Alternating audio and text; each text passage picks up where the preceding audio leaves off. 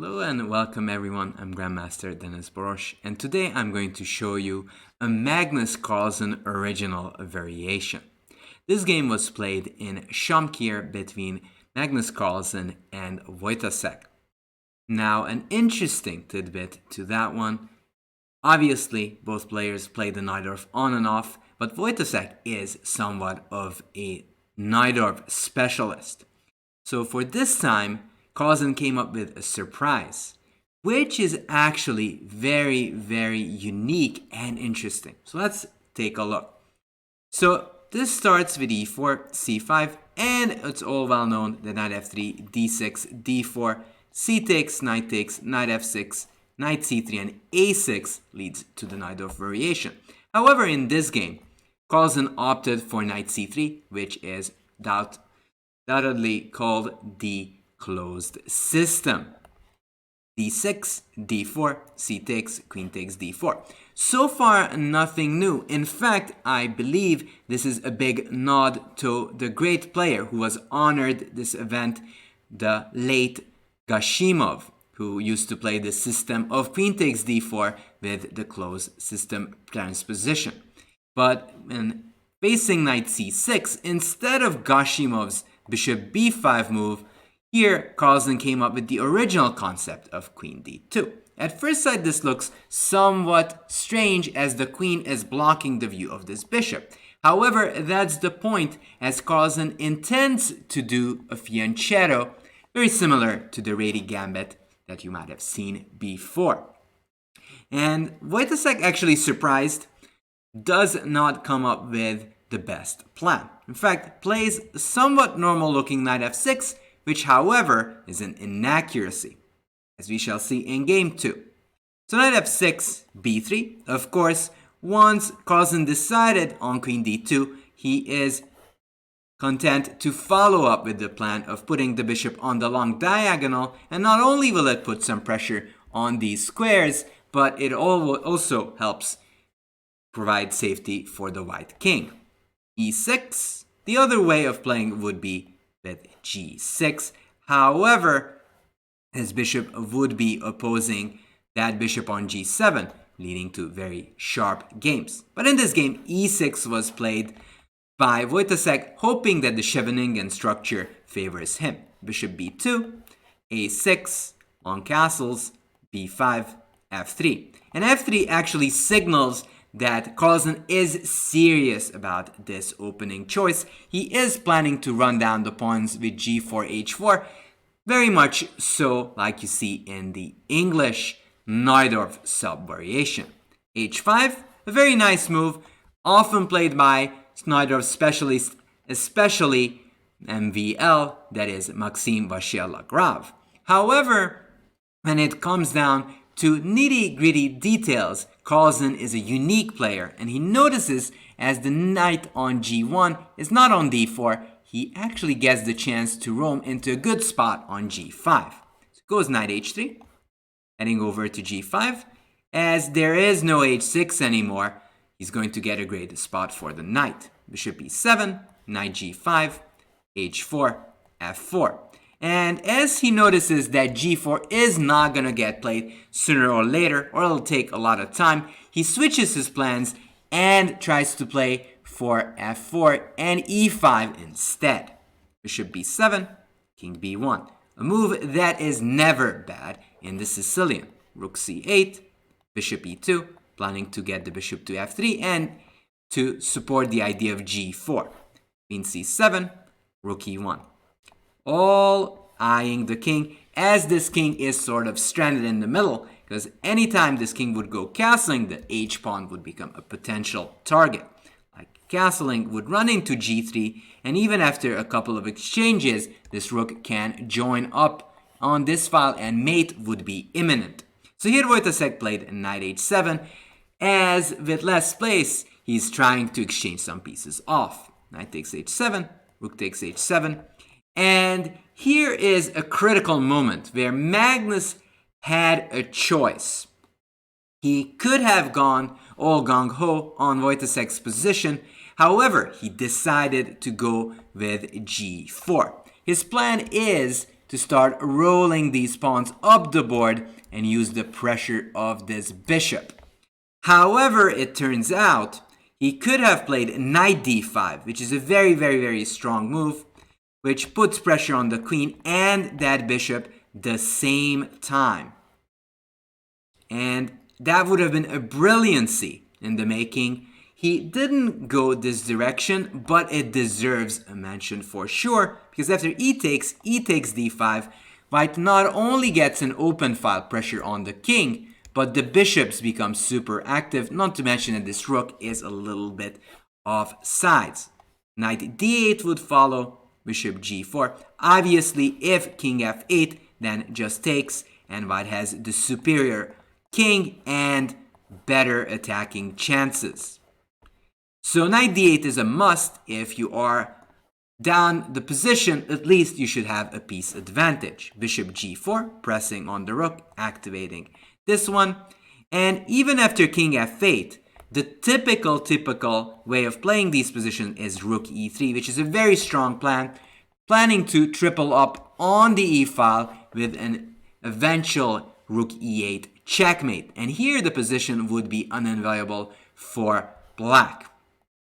And if black plays rook b8, queen d3 is the killer move. g6 is not possible because of bishop f6, and there is rook takes e7 winning multiple pieces including the queen. And if rook h8, then the pawn falls and bishop f6 just as well. And if rook takes g4, then just takes, and queen e2 is just going to win the rook with check, and there's no running away from that one. White is just winning. But g4 is still a very interesting choice by Carlsen, and by no means a terrible one. He kind of figured that he has the better position, so why risk just stumbling on an inaccuracy? g4 is not risking anything, and obviously he still has the pressure on Wojtaszek. So he decided on g4 instead of knight d5 because it's less risky, and he also already has the initiative. H takes, bishop f6, bishop d3. Very methodical, typical Carlsen. He is going to either threaten to push the e-pawn or just start roaming with g4, g5. Rook h8, g4. Here comes the pawns. Knight d4, rook e3, just defending all against those tricks. Talking about tricks, he has his own tricks, because in case of this, there is this beautiful bishop b5 check, winning the queen. So king f8 was played, hiding away from that, but after knight e2 and multiple exchanges, this d-pawn is sort of losing its defenders. Knight takes e2, rook e2, bishop c3. Now bishop takes b2 was an alternative, but probably white is still better with a simple plan of going g5, f5 and pressing on that d6 pawn. So black is trying to exchange more, but Carlsen isn't having any of that. Goes queen e3 and says that eventually I am going to put pressure on your bishop, and I still want to start rolling with my g and f pawns. Rook c5, e5, opening it up. If d5, there is an ongoing and rolling attack with f5, rook f1, rook f2, where the attack plays itself. D takes e5 was played, f takes c5, but in this case, this king on f8 is awfully misplaced. Rook h1, rook takes h1, bishop takes h1, but after rook h2, the end is nigh as the rook is coming in, and with the queen joining the party, it is easy to foresee the end for black. Now black makes this mistake of rook e5, but the position was already quite tough. After check, king e7, queen a7 check, black resigned, because after king f6, white can just go queen f2, king e7, rook takes h1, and with no checkmate on e1, all of that is controlled by white. White ends up with an extra piece, and Magnus won the debut game of his variation. Now, it's interesting whenever these new variations pop up. In fact, all the new grandmasters and the top grandmasters follow suit. So the next game I want to show is between Fabiano Caruana and Maxime Vachier-Lagrave, who is a Najdorf expert. So let's see what happened there. So here comes again the main line, Queen d2. Following Carlsen's footsteps, Caruana plays Queen d2. But here MVL comes up with g6, which is a much stronger move than Wojtaszek's knight f6, b3, and bishop h6. And this is actually the main idea of holding the knight back on g8. Black is trying to harass the lady on d2, and as you want to keep your fianchetto or later on fianchetto bishop, you're forced to play f4. f5, a very aggressive move by MVL, but all in all, very much in the principled way of playing the Najdorf. Bishop b2, knight f6, long castles, short castles. Here actually, black has the alternative of taking on e4, and king b1 happened in a famous game between Andreikin and Firouzja. However, there is a point in playing bishop c4 here, and that would be because that stops this king from castling. And if e6, white has this beautiful move of g4, sort of setting up this g5 fork. Black has to take, knight takes e4, short castles, that bishop already was attacking that rook, knight e2, d5, and when it seems like there's a big trouble in this position, white has queen c3, a beautiful battery all along this long diagonal, and actually it is white who has very good counter chances for the missing pawn, but black is still lagging in development. But instead, actually, MVL went for short castling, just keeping it safe. King b1, a typical move in these type of positions, especially useful here as the bishop is eyeing the king. Bishop g7, e takes f5, bishop f5, knight f3. And we get into these unique type of positions where the bishop on b2 is as much as of a defender as an attacker on the long diagonal. It's sort of opposing black's bishop on g7. Queen a5, bishop c4 check. And here black plays the inaccurate king h8, but it's somewhat understandable because if black plays e6, black gets a very uncomfortable French structure, and after rook e1, d5, bishop d3, this e6 pawn is going to be a constant headache for black. So MVL chooses king h8, which is somewhat more logical. Rook e1, pressing these pawns, and eventually white will attempt to open up black's king side. Rook c8, a3, sort of defending against knight b4. Now knight b4 wasn't a big threat at this moment just yet, because white has knight d4, defending and attacking the bishop. But it is a good thing to be looking ahead and prevent black from getting any sort of counterplay. Bishop g4. And here, Caruana goes with rook e3, but even the idea of h3 makes sense, because even though white gets doubled pawns, white will have the important control of the white squares. But rook e3 is also very interesting, over defending the knight and avoiding any doubled pawns. e5, f takes c5, d takes c5, queen e1. And this is typical Super Grandmaster play. You get everything organized and you step out of the way of any tactical tricks. Rook c8. And it seems like everything's under control for MVL. However, this position has some unique solutions to it. And here, Fabiano comes with this very nice move of b4. Not just chasing away that queen, but also adding some extra pressure on that e5 pawn, which will be the main target in this position. Queen b6, rook d6. Also a very strong move, threatening and sort of putting that queen on x-ray, stepping out of this threat, and still pressing on e5.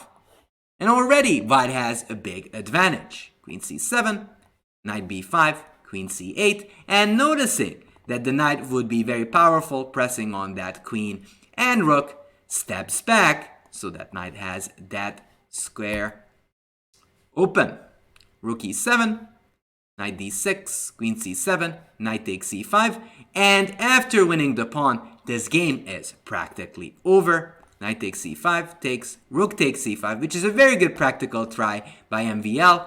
This looks scary, but Caruana, number 2 in the world, is not afraid of ghosts. Rook e5, h6, rook e7, queen b8. And again, here, interestingly enough, Caruana chooses rook takes b7, which is winning, of course, as many other moves. But instead of choosing a line that could potentially force a win, chooses somewhat which is a bit more sure to win. Now, rook takes g7 would have won. King takes, check. Here, knight f7, check. After king g7, knight e5, knight takes g6 would have been a smothered mate. However, rook takes b7 is fine enough, and just like in the previous Carlsen game, they're not looking to win the game immediately, but they want to maximize the chance that the result will be surefire be a win. So rook b7 probably felt was the safest, so Caruana went for it. Queen a8, queen e7, knight h5, h3, bishop c8, rook c7, not afraid of no ghosts because that bishop is holding off that square. Bishop f5, bishop d5, queen b8, rook b7, queen a8, g4, winning some more material. Bishop c8, rook c7, queen b8, knight f7, here gh, bishop f5, and before Fabiano could play knight g5 check, Black resigned, as this would be checkmate. So I really hope you enjoyed this lecture on the Carlsen variation, which is a very interesting line devised by the World Championship itself. By the World Champion himself, of course. So if you enjoyed this lesson, please leave a like, and if you have any questions, please post it below. Thank you for watching, and see you next time.